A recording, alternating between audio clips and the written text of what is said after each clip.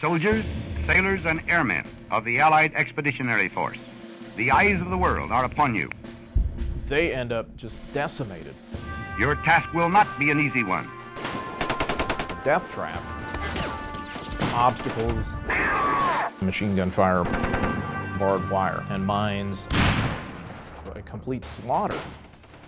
The Dead and Those About to Die is the rest of the story of Omaha Beach. Through the eyes of the Big Red One, the story beyond what you see in the movies and what you may have read in other really good books too. But believe it or not, there was more to know.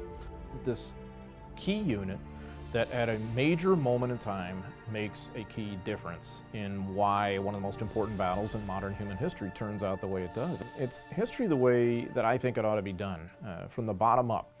It's about the average soldier, what this person experienced, why things happened the way they did. It's a story about leadership at the junior level. Many of them were just average guys who ended up drafted or volunteered and ended up in this circumstance and kind of did what they had to do. And really, in a way, that's what history is. It is a human story about people. It's not just dates to be memorized. The 1st Infantry Division, or Big Red One, as it was nicknamed, had seen a lot of fighting in World War II already by 1944. By about March and April of 1944, that Omaha Beach was being heavily fortified by the Germans. And so the planners came up with a kind of an impromptu solution, and that was a combined team of engineers called Gap Assault Teams. Navy and Army engineers whose job was literally to use explosives to blow gaps through all these obstacles. In fact, 1 out of every 4 American soldiers who comes ashore at Omaha Beach on D-Day morning is an engineer. Casualty rates are 45% and upward. They are really able to blow very few gaps. Quite often, soldiers were taking cover behind the obstacles. When the Gap Assault Teams would even successfully set charges and prepare them to blow, they would find that their own soldiers were right there taking cover and that they could not persuade them to move, and so they were not going to blow their charges and blow up their own guys.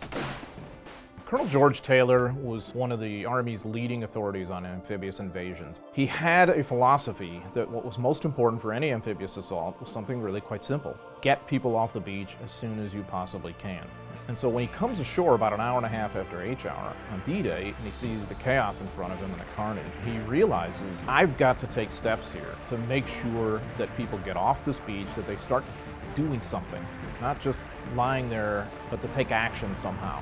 He strides up and down Omaha Beach throughout the morning and says, hey, only 2 kinds of people are going to be on this beach, the dead and those are going to die. Now get the hell off the beach. There are literally hundreds of people who hear him say that and are motivated into some sort of action. When you're an American at Omaha Beach, if you're on the beach, you're basically a target. If you're inland, you are a hunter.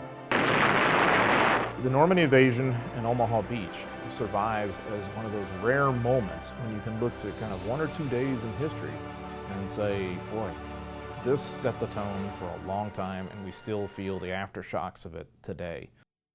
I have full confidence in your courage, devotion to duty, and skill in battle. We will accept nothing less than full victory.